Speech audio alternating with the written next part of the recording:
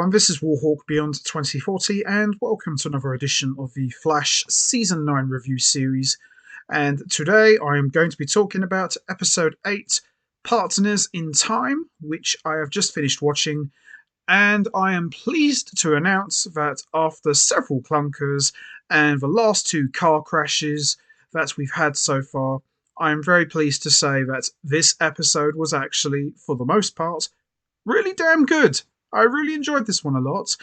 Apart from the Chester and Allegra stuff, which I've gone on record to say that I do not care for one bit, and the Keone stuff, which I care even less for, this episode, by and large, was really good. And thank God that we finally had an episode that had Barry Allen in the lead role, because I've said for the past couple of reviews now that Barry Allen has pretty much taken a back seat to his own show.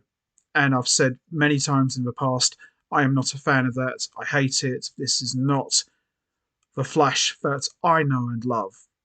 So this episode more than made up for what we got previously.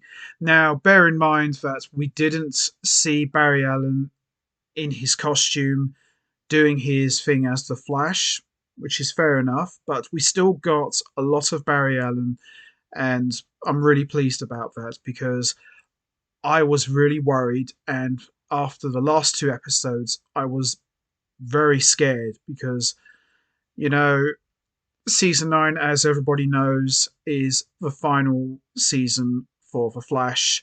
And I've said before that this should have been the most epic season ever. Fantastic episodes, no fillers. Yeah, we've had quite a few of those, but it looks like this episode has finally turned things around. And I'm really pleased because I was getting really worried. I really was, after seeing comments from everyone. And of course, shout out to William Linares, who has reviewed a couple of these episodes. He's absolutely spitting venom about it, and rightly so. I have too.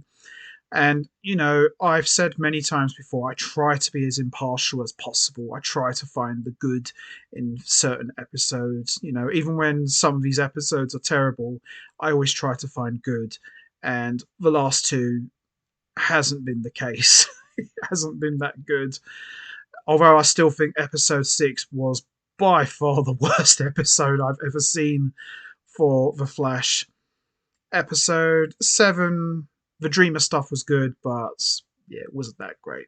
Slightly better than the one before, but not much. But this episode definitely made up for that. So onwards and upwards to the next 4 final episodes of The Flash. And before we get started, I just want to quickly mention that the next 4 episodes of The Flash, from my understanding, is going to be a 4-part series finale.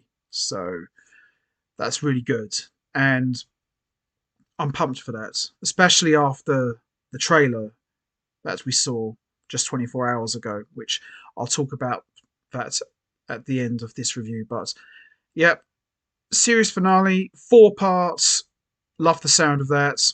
Can't wait. But we'll talk more about that towards the end. So, as always, I'm going to give a quick recap, even though I don't really want to give a recap of what happened in the last episode, but I feel it's important to do that. So, I'm going to give a quick recap of what's happened so far, and then after that, we'll just get straight into talking about episode 8. Whew, thank God for that. Finally, a good episode to actually talk about, but we'll get to that in a moment. So, as we saw previously in episode 7, Nora'S has been searching for an ancient source of Nautorian dream energy, and we see her lose her powers to a hooded robed figure while trapped in a nightmare involving Iris. So, we see her go to Central City. And we also see that Iris is up for an award which she knows she'll get in the future for her Pulitzer winning article on the Red Death situation. And we see Nia and Iris get pulled into a dream, and Nia helps Iris realize that destiny is not just one choice, but a lifetime of several choices. And we also saw Iris help Nia realize her full potential, and she just needs to give up control and just fully embrace her powers. And then after that, we saw Mark leave when Keone got very upset that he still sees her as Frost, and we basically saw him walk out of her life and leave Central City for good. So, as I mentioned already, apart from the Dreamer stuff, episode 7 was more or less a hit and miss for me, but it helped pave the way and set up for episode 8. So, with that all said, let's not waste any more time. Let's get straight into it. Let's talk about episode 8, Partners in Time. So, this episode kicks off in the year 2123 in the Flash Museum, where we see a hooded figure walks through the museum after hours and goes right for the weapons vault, accessing it, and tries to go for a Pacific weapon. And there's a notice that the building was approved by the DOE in April 2023, but trips the alarm and has to flee. Back in the present, Barry paints baby Nora'S crib, and he's very excited for Nora to be born. Iris gifts Barry with a copy of an old magazine that featured his father. Barry races off because a mold inspection is going to be taking place at Star Labs. At Star Labs, Barry tries to calm Keone's nerves about meeting Caitlin's mum, Carla. Barry sends Chester home and says he can handle the mold inspection himself, but the whole team shows up. Turns out code enforcement for the DOE is there as well to inspect the facility. Iris offers to help deal with the inspectors, and the inspectors have a lot of questions, and Team Flash, of course, have a lot to hide. When Barry goes to lead them to the breaker box, however, they end up back in the speed lab where they just left. They try again, and this happens again. And that's when the mold inspector notices a random grandfather clock, which ominously chimes 2. The clock is from the 19th century, but looks like it was just built now. One of the inspectors think it's a prank. Barry lets them leave this for a while him and Iris try to figure out what's going on, but when he tries to call the others, he can't. It looks like they have been officially cut off from the rest of the world and are trapped in the lab. Barry decides to run to the future for answers. At the West House, Allegra and Chester are playing Scrabble when she gets a notification on her phone. She's being described as a new light meta on social media. Chester tries to hype her up and accidentally tells about how much he loves her. Oh boy. Things are a little awkward, but Cecile comes home and Allegra has her come play games with him, although Cecile senses that something is off. Iris tries to stall the inspectors while Barry goes to the future, but a blue energy wave goes for the speed lab, and suddenly Iris is dressed very differently. Barry also gets dropped back into the lab, and he's dressed in weird clothes as well. All of the inspectors are wearing clothes from different time periods. Barry has no choice but to reveal that he's the Flash. Suddenly, one of the inspectors passes out. Although I did enjoy this episode a lot, the trend of Flash revealing his identity to everyone is getting very old, and very old in a hurry. That was one issue I had with this episode. Even though I enjoyed this one a lot, that part still annoys me. I mean, come on. Secret identity, people. Come on. Barry, secret identity. Learn something from Bruce Wayne. Learn something from Clark Kent. There's a reason why it's called a secret identity. Not everyone is supposed to know. Anyway, now that everyone is aware that Barry is the Flash, they have to figure out what's going on. One of the inspectors has a theory. Space and time has lost its elasticity for them in what's apparently called a time magnet. Apparently, in the future, the Speed Lab is a weapons vault and it houses a time magnet, which is what was being stolen in the future. And apparently, when they stole what they stole in the future, they forgot the stabilizer.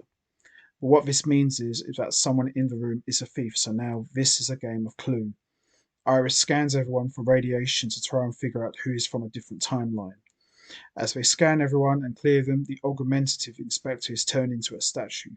He is effectively dead, and if they don't get out there soon, they are all next. One of the other inspectors accuses Iris of causing the man to turn to stone, so it's back to the drawing board to try and figure out things.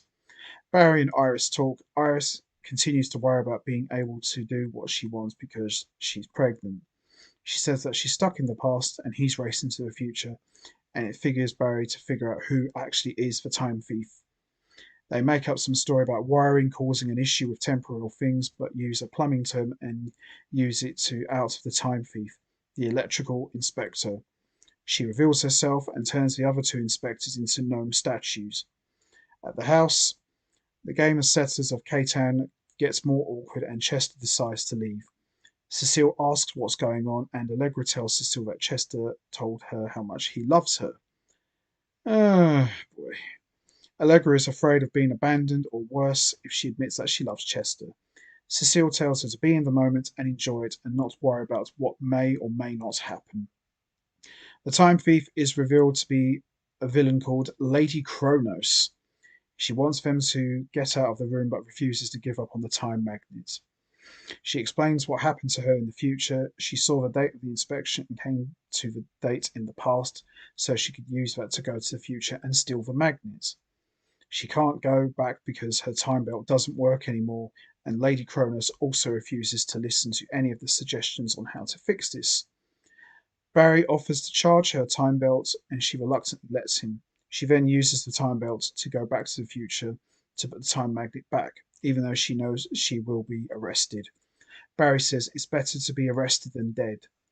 Everyone is restored to life, everything is back to normal, and the timeline is reset. The inspection goes on like normal. Later, Barry and Iris talk to Keone, and the lab have passed all inspections. Things go well with Keone and Carla too, and they go to have dinner. Allegra finds Chester at Jitters. She opens up to him and tells him how much she loves him too. And we see Barry and Iris enjoy some ice cream. And that's how we end episode 8. Overall, apart from a couple of little issues, the Chester and Allegra stuff, as I mentioned, I did not care for. Barry revealing his secret identity to everybody, getting tired of that. The Keone stuff, I didn't care much for. By and large, this episode, for the most part, as I mentioned, absolutely fantastic. I loved it. Certainly one of the better episodes of season 9. And thank God, I'm really happy to actually talk about something positive for a change because, as I mentioned already, the last 2 episodes that I've seen and reviewed, yeah, they weren't very good.